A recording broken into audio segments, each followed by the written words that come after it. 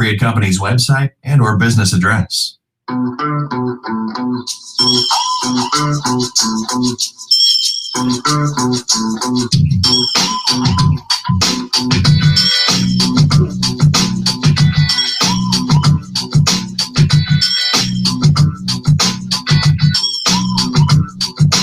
Welcome to the Parenting Connections radio broadcast with Dr. Kyra Hodge. Dr. Hodge is an author, speaker, the founder and president of Parenting Connections, whose mission is to strengthen families. She has been an educator for over 15 years, and Parenting Connections is a 501c3 nonprofit organization. Now, let's join Dr. Kyra Hodge for today's radio broadcast.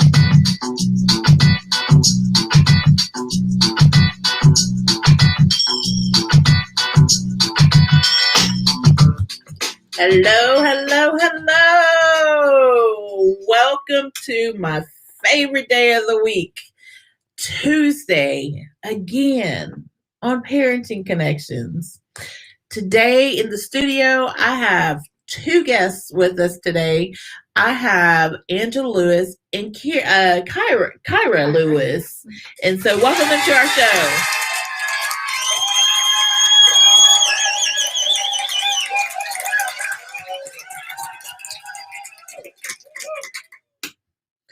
Okay, so this week we do have a special show. We know that so much is going on in our world, and I just want to talk about some good things. I want to talk about some good things. I want to talk about some interesting things. And so this week I was talking to a young lady, and I was thinking about parenting, about how difficult it can be. Hi, Nicole. Thank you for coming in.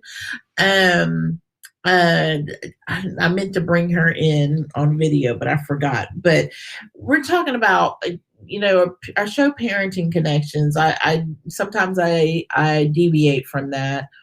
But when I think about strong parents, I think about Angela Lewis. And matter of fact, if this year we were having a Parent of the Year contest, it would probably be Angela. But it's not just that. It takes a whole family to make a success. And so her daughter is here with us today, Kyra. Is that correct, Kyra? Because that's my daughter's middle name, but I pronounce it Kyra. And so, Angela, I'm going to go ahead and let you Tell me a little bit about as a parent.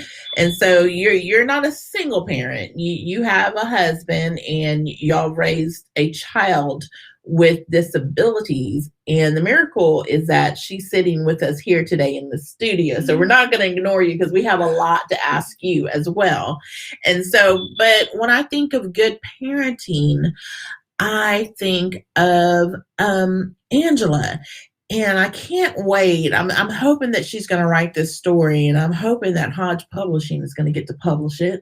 But Angela, tell me about the earliest stages of parenting, and tell me about Kyra being born.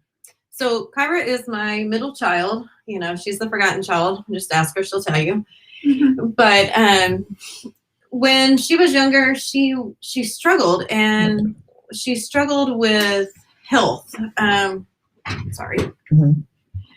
And we couldn't ever figure out what was going on. So it was probably 5 years back and forth into doctors and hospitals and ER clinics. And we tried this and we tried that, and nothing seemed to work. Like, what was going on that y'all had to keep going to the hospital? Let's see. Heart problems. Blood poisoning. I don't know what else. She would lose consciousness, or she had heart issues. She was diagnosed with lead poisoning at 4. We found that it was in the old house we lived in, but it was already on the titrating out of her body scale at that point. Her arms and legs would turn purple just for no reason. She wasn't holding her breath, because that's what everybody thought. She was not doing that. She was not gaining any weight. At 10 years old, she weighed less than 60 pounds. She was dizzy. She was lightheaded. She would lose focus. She was a great student, never any academic issues. And so I asked you about, through all these traumas, was this just, okay, let me ask it this way. Was this just a phase, like when she was 10 years old of problems? How long was this going on? When did it start? When I was about 7. Well, actually, it goes further back because when you were 6 months old, you wore a heart monitor for almost 6 months. And again, we didn't know then at that point what was going on. But around 6, 7, we really started trying to fight. And I kept going to the doctors like, something is not right. This is not normal. This is not my first child. So did you find that the professionals, were they looking at you crazy? Yes. They told us at 7, 8 years old that not to worry about it. She's just depressed. And I remember looking at our primary doctor and going, what in the world does a 7-year-old have to be depressed about? Okay, so now you asked that question. And there's a lot. Well, and there's a lot. I mean, there are 7-year-olds that have very with traumatic adult problems. Yes, but she had a very stable. She had a very stable home. She had a very supportive home. She was involved in softball at the time, and I mean, she was very active. No reason to be depressed or have trauma, or other than health wise. And I find that going through what we went through with her, that was always the patent answer from the professionals was, it's all in her head. It'll be fine. It's all in her head. Well, so, even now, like after we were diagnosed with Chiari, before then trying to fight that, it was always depression or anxiety was always the answer before that too. And so say the name of that again. I've never heard of that before in my life. So it's Chiari Malformation, and basically it just means that my brain was too big for my skull, and so it was pushing up against my spinal column. That's the most recent. That's the most recent. That was 2 years ago now. Yeah. Wow. She's 1 year post brain surgery. A little over. And so, wow. And so, tell me about the surgeries that you've had. I've only had one major surgery, which was the Chiari Malformation decompression surgery. So basically they went in, they cut open the back of my head and took out like an inch long piece of my skull to add like more room in there. And then they went and actually removed part of the patch that covers the outside of your brain and added a piece in there. So that way like the cerebral spinal fluid could flow in there, and that way nothing was obstructed. So as a parent, how do you not give, did you find yourself being weak? I mean, what are you feeling like at 10 years old? You have all these issues. Nobody believes you, and you know that your child is getting sicker. And I got infuriated.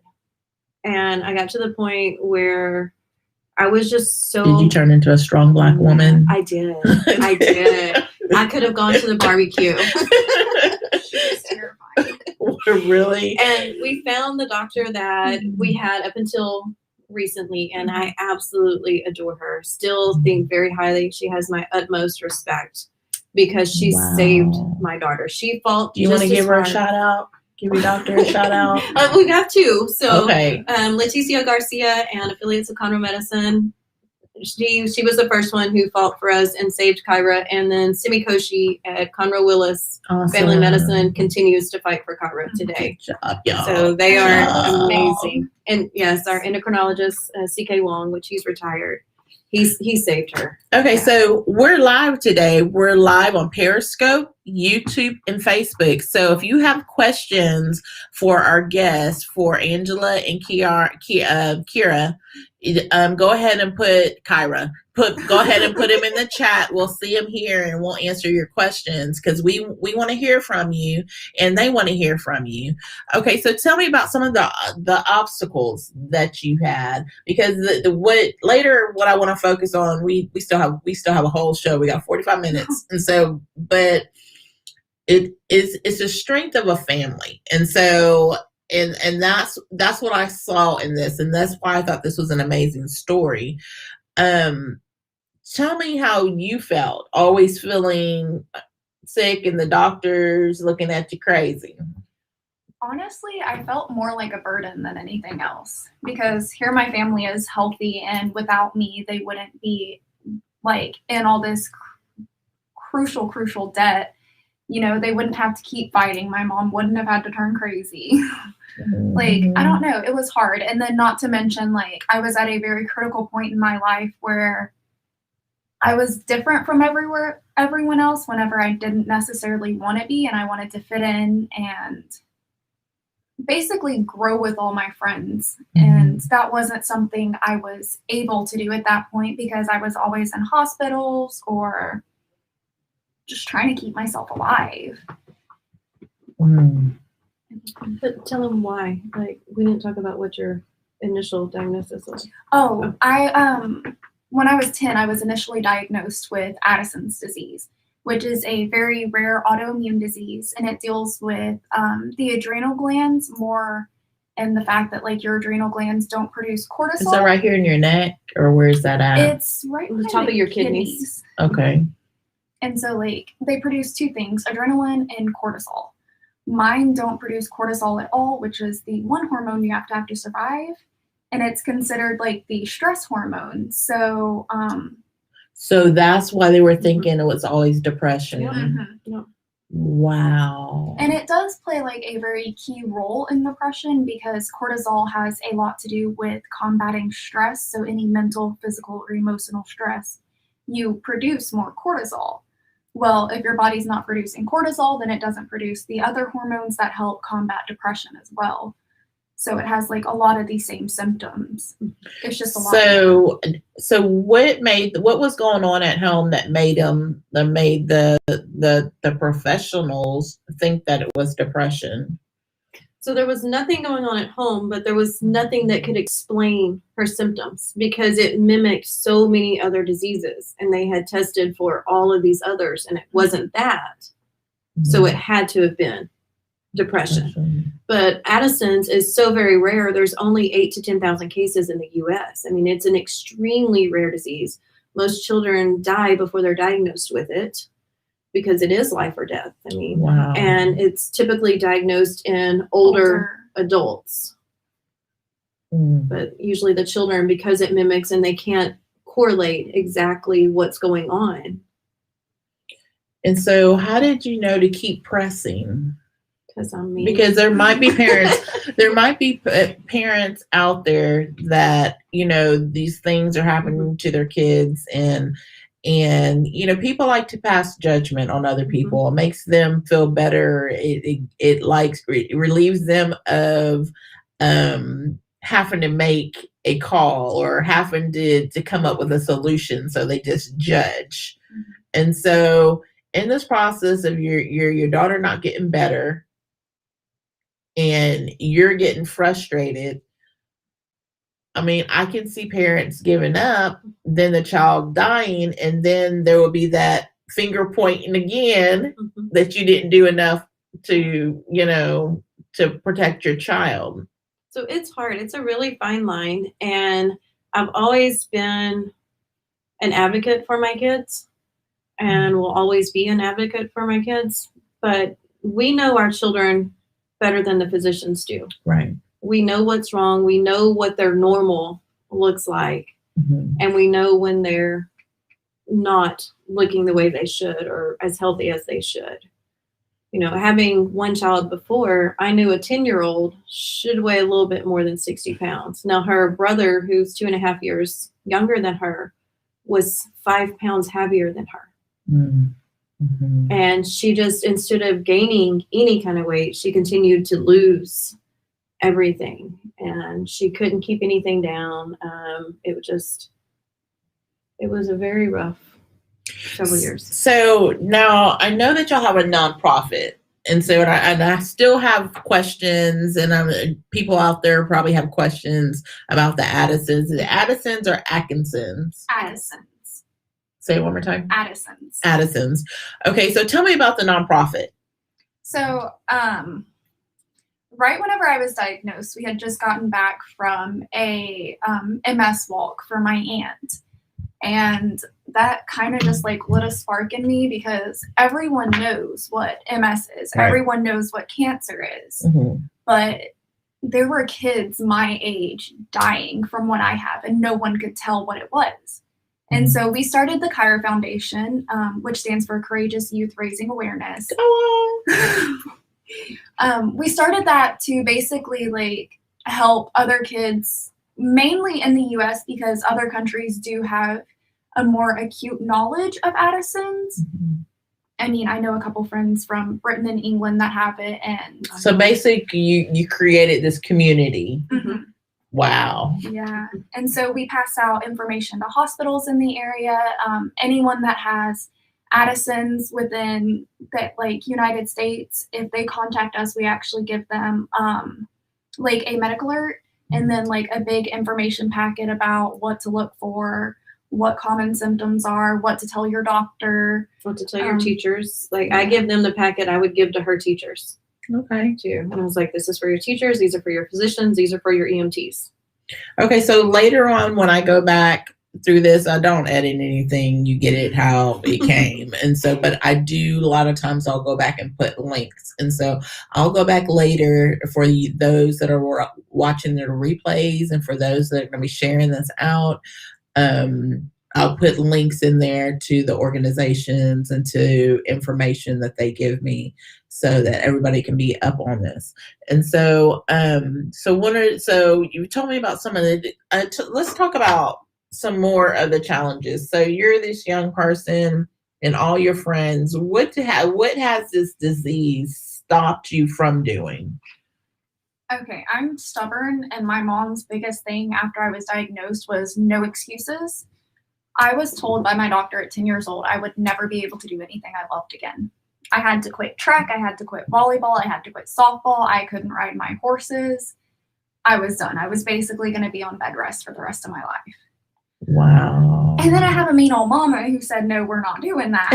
That's not how we do things, sir. And that's the one thing I do like about your mom, because sometimes when a child has a disability, that is their ticket to act crazy.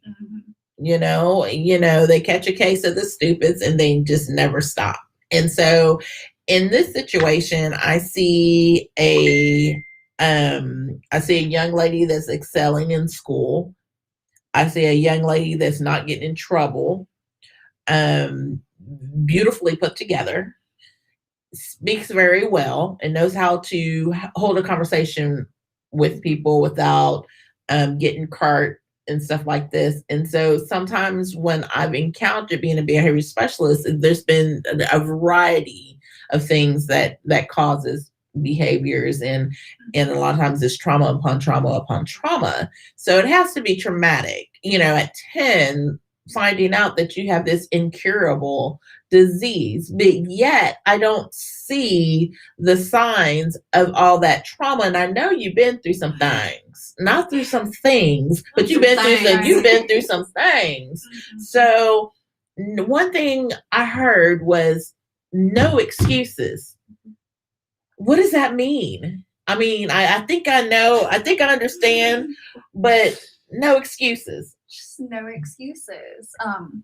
Basically, after I was diagnosed, all of my friends ditched me because, quote unquote, they don't want to watch me die. Wow. And so, I mean, that really got me down for a little bit. And I think she literally drugged me off the bed and was like, no, you're not doing this to yourself. Get up, go find something, which is where I found my horses. And after that, it was like, it's raining. No excuses. You got to go ride. You wanted them. Go. Wow. They still have to eat. Go feed. They still have to eat. They still need their exercise. You don't get a day off. And as mean as that sounds, like, it really did help because it gave me something to look forward to. It wasn't just, I can't sit around and feel sorry for myself. Yes, I still had my bad days. She would go out and feed for me, or she would go out and do whatever. But I was never given the time to sit there and think, oh, well, I'm sick, I'm dying, might as well just. But you see it. You see it both ways, and really there's this extreme that's in between there. So you have the people like, okay, so I'm just going to cast off restraint. I'm just going to lay down and die. Right. And then you have these people on this other end that say, you know what, I'm going to go outside and I'm going to experience everything all at once before I die. But then I see you in the middle and you're saying, I'm going to live my life and I'm going to live it well. And I asked about your grades. And, excuse me, I asked about your grades. And so the no excuses goes there. So tell the people, what is the lowest grade you ever made? In high school? In high school. 93. A 93, y'all. In AP and dual credit classes. Okay, so in the quick tire story. So I was working on my master's. And so I had gotten a C in the class, no big deal, I passed. And that's kind of my thing. And then I heard the school called me and said, Miss Hodge, and probably wasn't Hodge then, and it was Choppa. And so they were like, you can't have C's on your transcripts when you're working on your master's. And so I went to one of my principals. I was like, hey, the school called me and said that I couldn't have C's on my transcript. And she said, well, it's expected. And I was like, oh, okay, so I'm going to have to raise the bar there.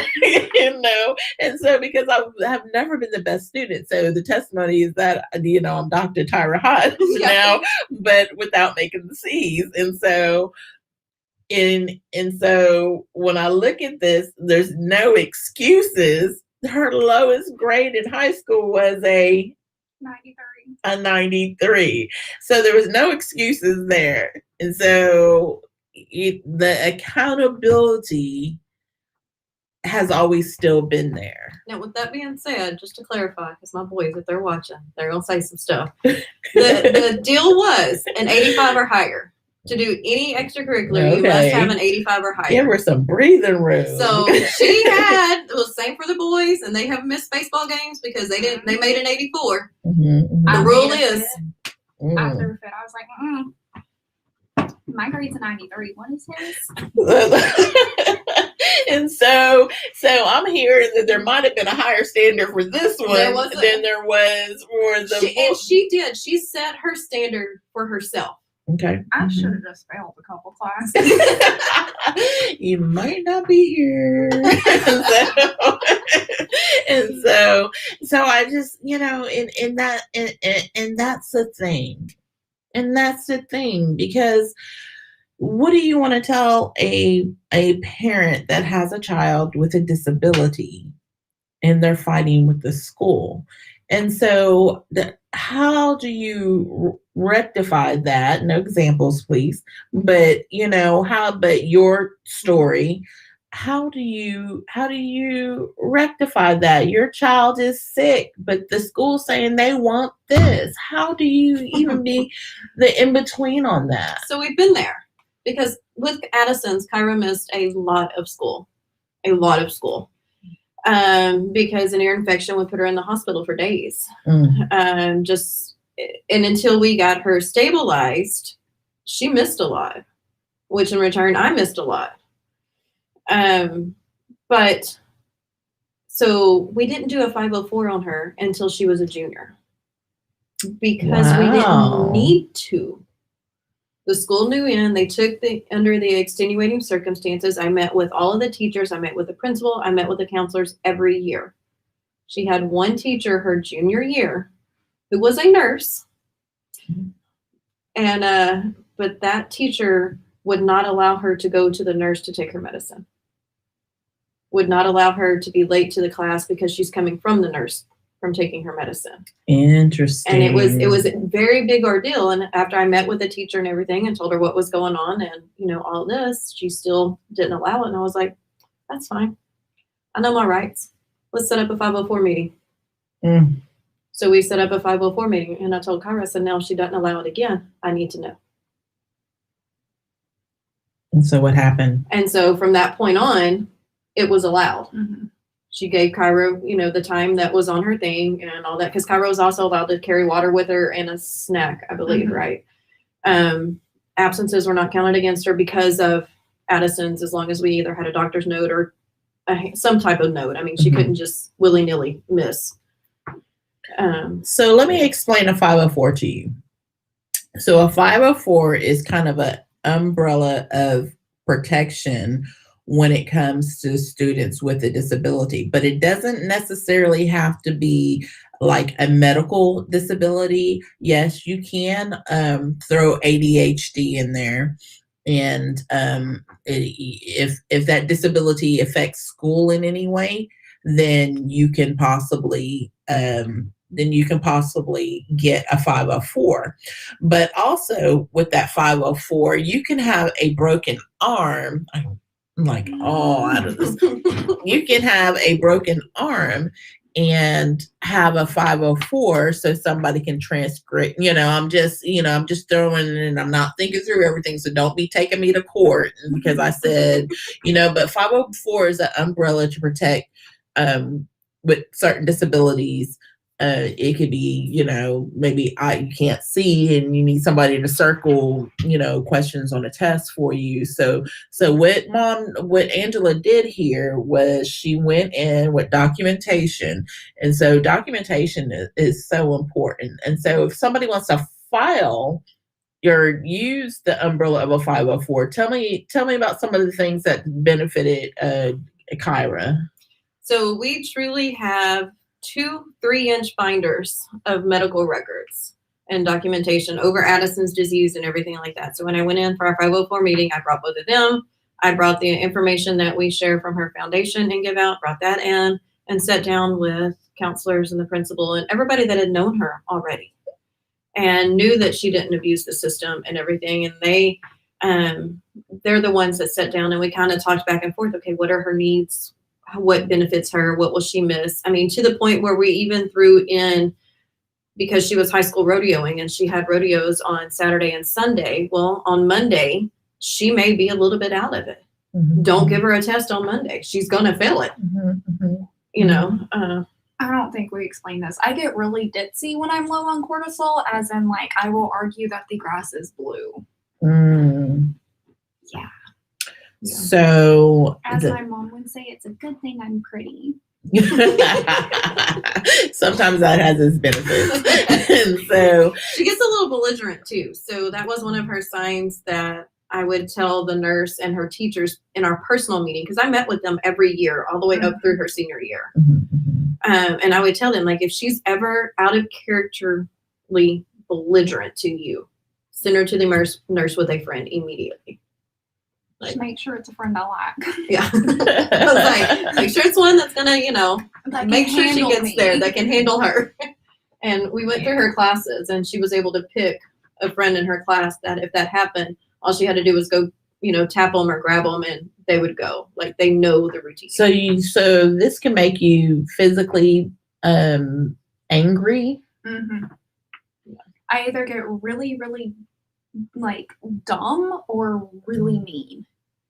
Really? Mm-hmm. And it's almost like I can't control what comes out of my mouth. And so it's not like something will set you off and you're there. It's all of a sudden you just feel anger.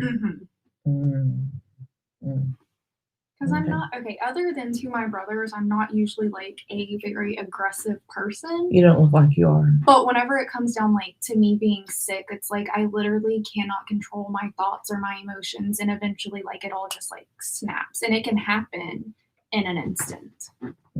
She was walking back to class from the nurse one day, and by the time she got back to class, she touched her friend and was like, "Hey, I got to go back," and made it halfway down the hall before she kind of passed out and kind of lost it a little bit. Friends running down the hall trying to find the nurse. I was like, just chill, guys. Nurse is calling. I'm calling the ambulance. I was like, no, you're not. It's fine. She'll I'll be there in a minute. It's okay.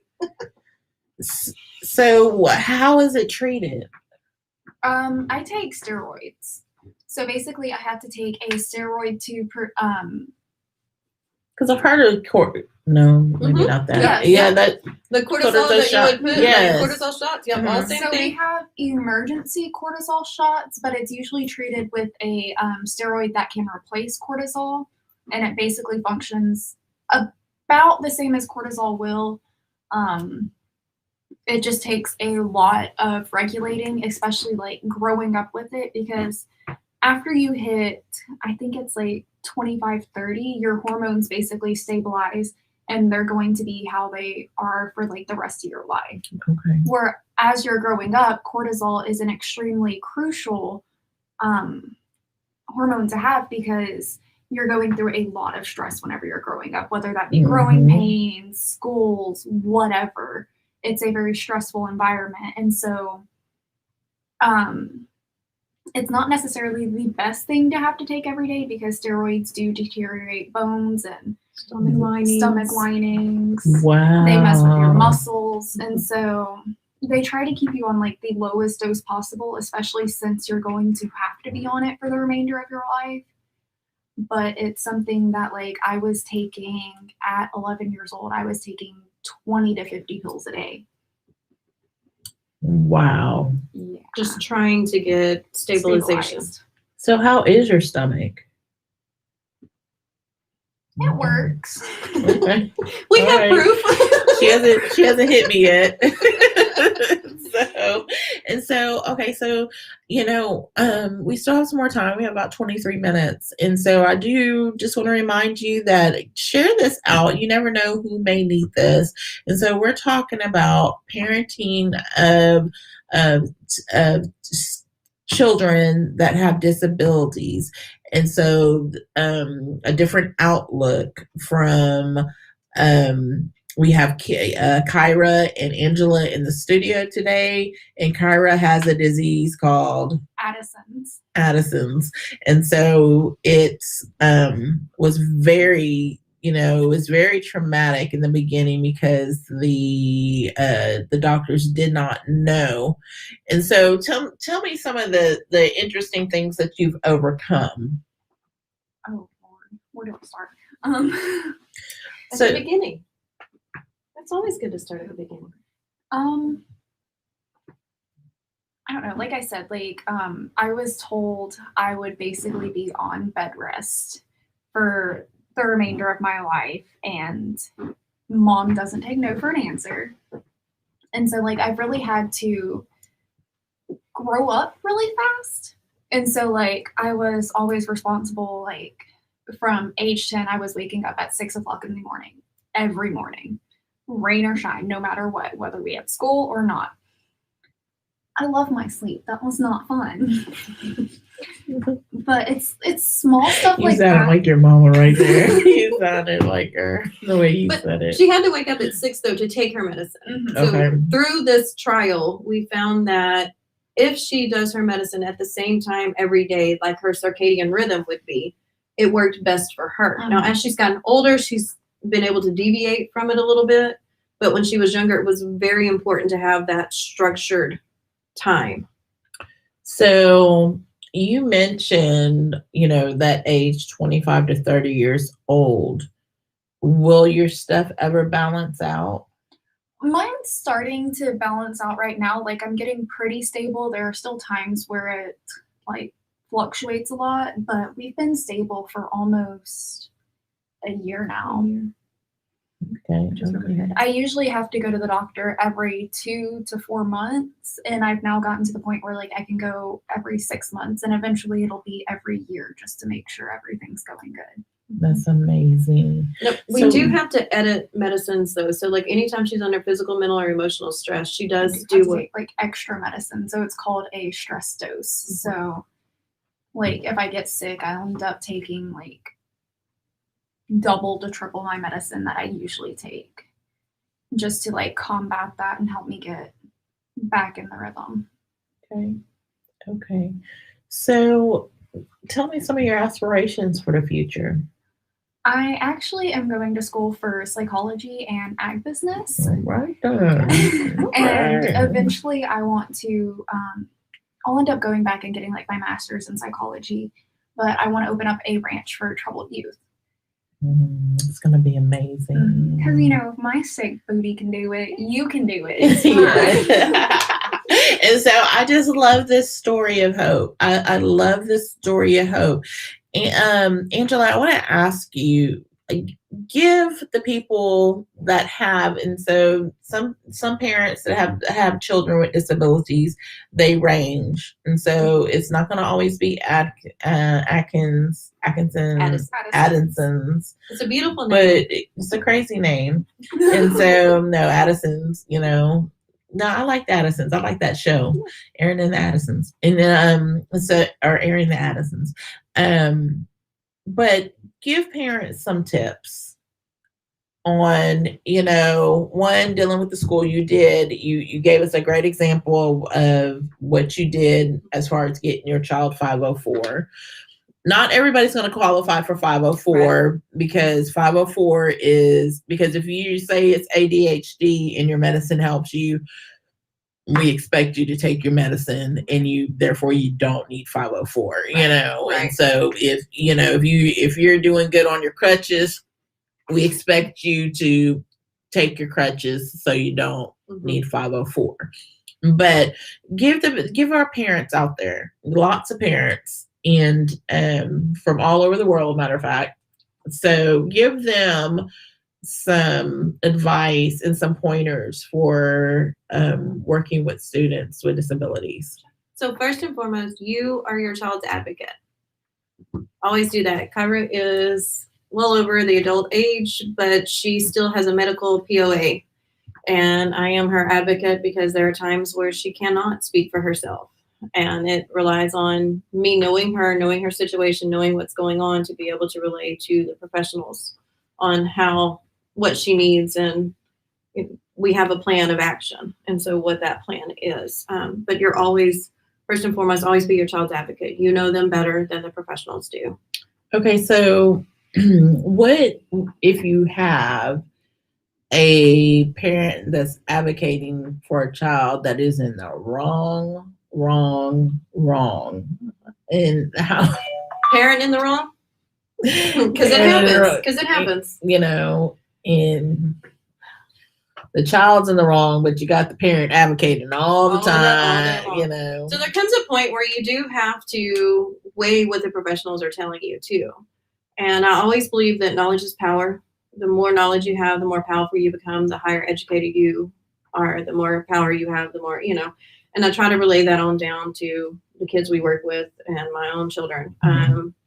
We knew nothing about Addisons when Kyra was diagnosed. And by the time she was 11, we had a nonprofit started. We had her foundation and nonprofit started. And we were sending out materials. I was meeting with CEOs of hospitals and our local paramedics and EMTs and everything like that to educate others, because they can't help if they don't know. Right. So if you're a parent and you're advocating and maybe you're not as knowledgeable over, so I'm trying to choose my words, I'm sorry, not as knowledgeable, do a little research. Right. And find reputable places. Wikipedia is not your research topic. Wikipedia is not your friend. Not where you go. It is not your friend. It is lies. And so, in some things that we really don't discuss is that just doing an internet search, that can be bad business as well, because different sources are biased. And what that means is that if I like a brown ice cream and I can't stand vanilla ice cream, and all I can say is good stuffs about the brown ice cream, and the brown ice cream just rules, and you should never eat the vanilla ice cream because vanilla ice cream, just always upsets your stomach. That's bias. And so you have to be careful with that. And so now you want to hear facts from both sides.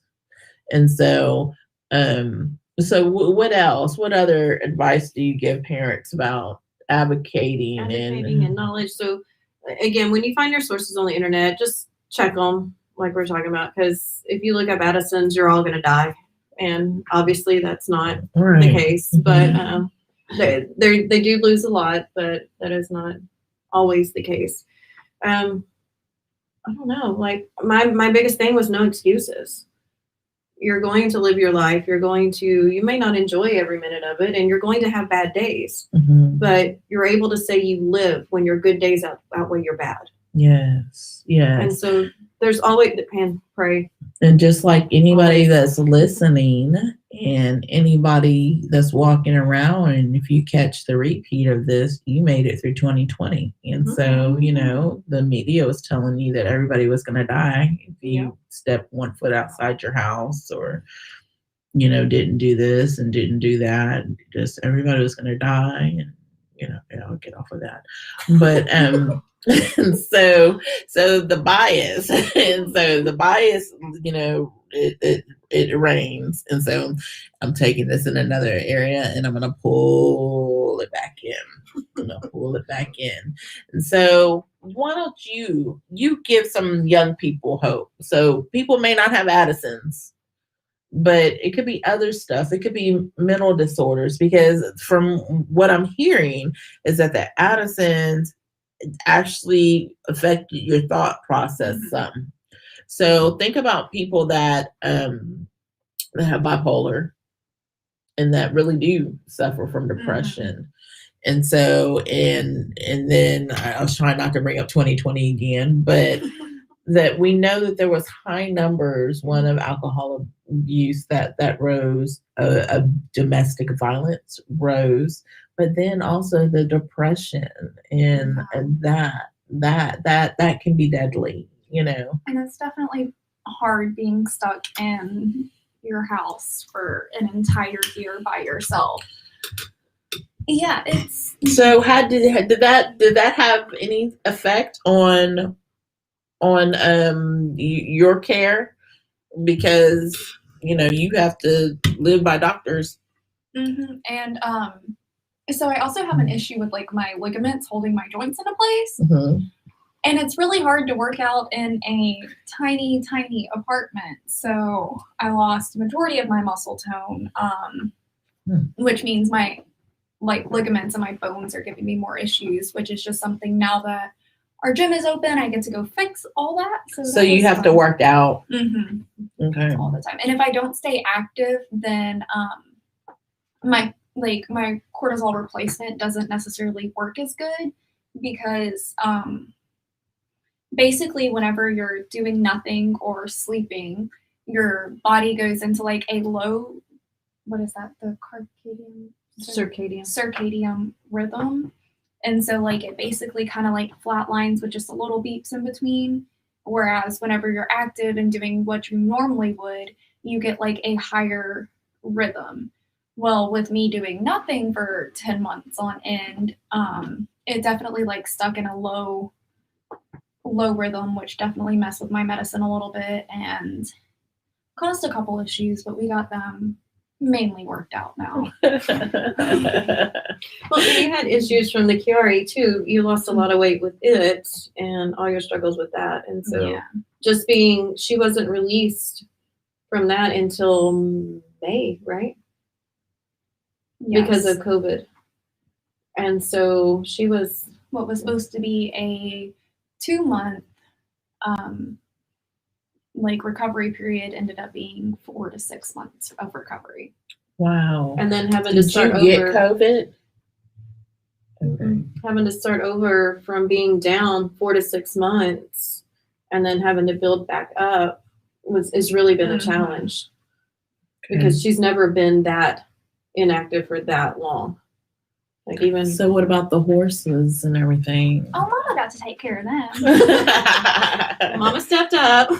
She really liked that. Yeah. And so y'all have really had to take that serious. And okay.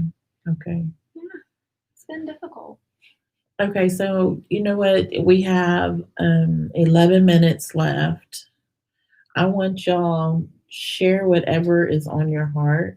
What do you really want people to know? What do you want them to know? What kind of hope do you want to give them?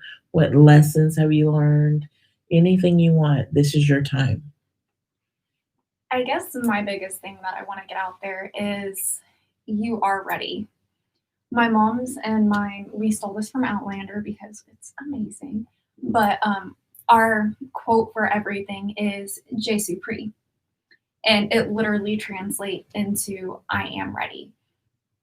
And like, especially being diagnosed at a young age and then everything else I've had to overcome, it gets overwhelming and you sometimes feel like you're not enough, or you just can't handle this right now, or maybe it's not the right time, I can deal with it later.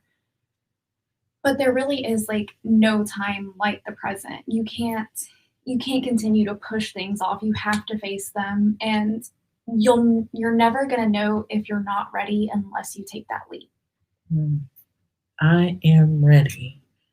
Come on, Angela. I love that right there. Awesome. That'll preach. and I think she just did. And so no matter what, you're ready. So no matter what's coming, I suggest you stay prayed up. But no matter what's coming, you were meant for a time such as this. And so was your story. It's definitely going to be difficult at times. Absolutely. There are times where I have definitely not felt as though I was right for that particular situation. But here I am. You are here. You are definitely here. And so, to young people, have you gotten to speak at schools or to do anything like that? Have you gotten Not necessarily schools. I've spoken at a couple high school rodeos. I do also do rodeo queen pageants. And so I use that as one of my platforms to help like show kids that like, I know y'all are going through a lot. I know, especially in this day and age, the world is a really difficult place to navigate, but you got this. Might not be that easy, but you got it. You're ready. Is You're that ready. the term? Super. You're ready. So rodeo queen. Oh my gosh. And so, okay, so tell me what does that even look like? Okay, so it's basically a regular pageant like Miss America and stuff like that, minus the bikinis, and you ride a horse. So no bikinis and boots. Yes. So we wear full Western attire, so it's button-up shirts. Usually, okay, we're getting away from this, and it's making me really mad. Usually your shirts match your pants, so if you're wearing a red shirt, you wear red pants. We're starting to wear blue jeans now. I don't like that. Oh, fashionista. I like the colored pants. I like them. And she They're is wearing cute. colored pants now, if you can't see. She is wearing colored pants. You know, pants are important. Gotta wear your pants. So okay, so tell me what else. Okay, so you dress Western, and so do you have to go rope and ride? Okay, so you don't necessarily like rope. So we don't actually participate in any of the rodeo events for the pageant. Granted, most of the girls do produce and compete in rodeos outside of the pageants, but we do reining patterns. Usually for like the explain a reining. Yeah, because it's like, what does that mean? Okay, so usually we have to ride other people's horses. And basically it's like you go and you're going to do a pattern on a horse.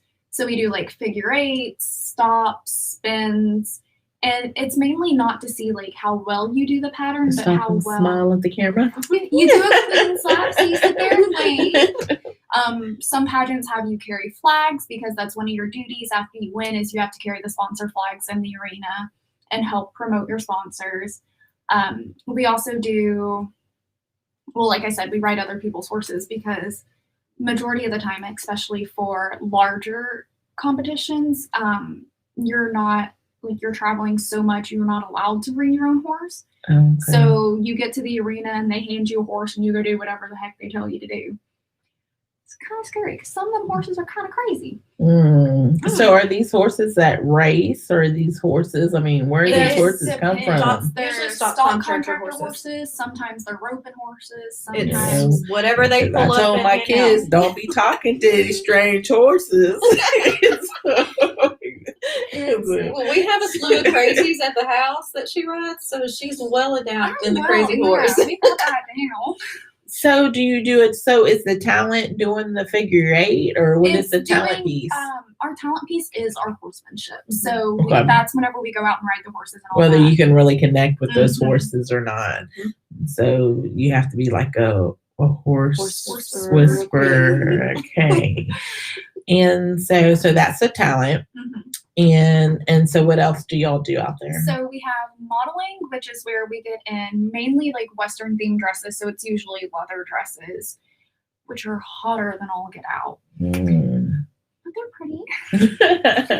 So we do modeling, we do speeches, impromptu speeches, Impromptu questions, interviews. Sometimes we do media interviews where we have to like get on a radio show or actually get on TV. Okay. Because like Miss Rodeo America is actually like, she helps interview all the contestants after they run. And so they want to know you're able to present yourself on all media platforms. We have to keep all social medias like clean, good, mainly geared towards your organization or whatever you're representing. What else do we do? So do you represent your organization? And so, and how do you get a sponsor? I don't know. So you decide that you're going to run in one of these pageant things. And so does a sponsor have to choose you? It really or do you go find them and say, hey, I want to do this. Do you have my back? Go find them. You go get all prettied up, and then so you go in. You have and you go, to hey, be bold. Me That's bold when you have to go ask for somebody for some of their money, and especially to do something like this. And so what does the proceeds, what does this benefit? What does the pageant, what does it do? So for my pageant that I'm currently queen over, it all goes back to the youth sitting organization. Here with the pageant queen. Oh my gosh, I just moved to Miss Rodeo. No, Miss Agricultural I am the USA. 2021 Elite Texas Miss Agriculture USA for Liberty County. Oh my gosh, I am definitely hobnobbing now. So I have a friend that's always calling me hobnobbing. I was like, what is that? That sounds dirty. Wow. So this is even a more special treat. And so we have about 3 minutes. And so tell me what you're involved in like right now. What are you doing? I am Miss Rodeo PCYRA. So that's Polk County Youth Rodeo Association. And eventually I'm hoping this year, if it's still going, I'm going to run for Miss Rodeo Texas. Oh my gosh. And so you got to promise that if you win that you'll come back here and talk to us and tell us about everything. Wear my fancy hat. Yeah. So the crown is a hat. Yes, is it? Does it at least have a jewel? It's pretty. I can show you. Show the people, they want to see it. And so you're going to be doing that this year. And so you're in school. You're in school. And so are you making A's? Yes. Right now, no, I'm not. Y'all, she is searching her social media while she is on the live radio. I'm just kidding. She's looking for a picture. Oh, that is a beautiful hat. So if you're listening to us on the radio, you won't be able to see this. But if you are on social media, you can see that. That is absolutely gorgeous. Oh my gosh. That's a beautiful hat. And so do you go to Houston Livestock Radio and do anything? I don't want to speak badly about my organization, but yeah. No, don't do that. Don't do that. No, and we're trying to get booked in with Houston this year. We're trying to get Houston, Fort Worth, and Santa Fe all booked. Santa Fe and Santa Fe. So does that mean that you're going to try to go run in each one of them? It's like visiting. So basically you go in there, you get to sit in whatever their grand entry is. So if it's riding in the back of trucks, riding on horses, you just get to like go around the arena and wave and smile and then sign autographs at the end. Okay. So as I said before, we're going to post some links to some of the stuff that she's doing. And so you can check it out. Maybe one day you have somebody that wants to enter some of these contests, or you want to give to the organization, or you just want to learn more about this disease, and so you can do all that. But I'm going to close this out in prayer. We have about 59 seconds left, and I do want to pray over Kyra. And Father, I just lift her up, and I thank you for the inspiration that she's been. Father, I pray right now, Father, we ask for your will to be done in her life, and that this light that you've given her, that it shines. Father, we even call her body healed in the name of Jesus. And Father, I thank you for whatever the purpose you called her for, that it is for such a time as right now, Father. And I pray that her light continues to shine bright, Father, and give her the opportunity to tell and to write her story. In Jesus' name, amen. I want to thank you so much for being on the show, both of you. This has been very enlightening. I've learned about something that I did not even know about, and you both are symbols of strength. So we'll see you next week on Parenting Connections. Bye-bye. Thank you for tuning in to the Parenting Connections radio broadcast with Dr. Kyra Hodge. We hope something was said to enlighten and strengthen you and your family. If you have questions, you may reach Parenting Connections via email at info@parentingconnections.net. Join Dr. Kyra Hodge next week for another powerful broadcast.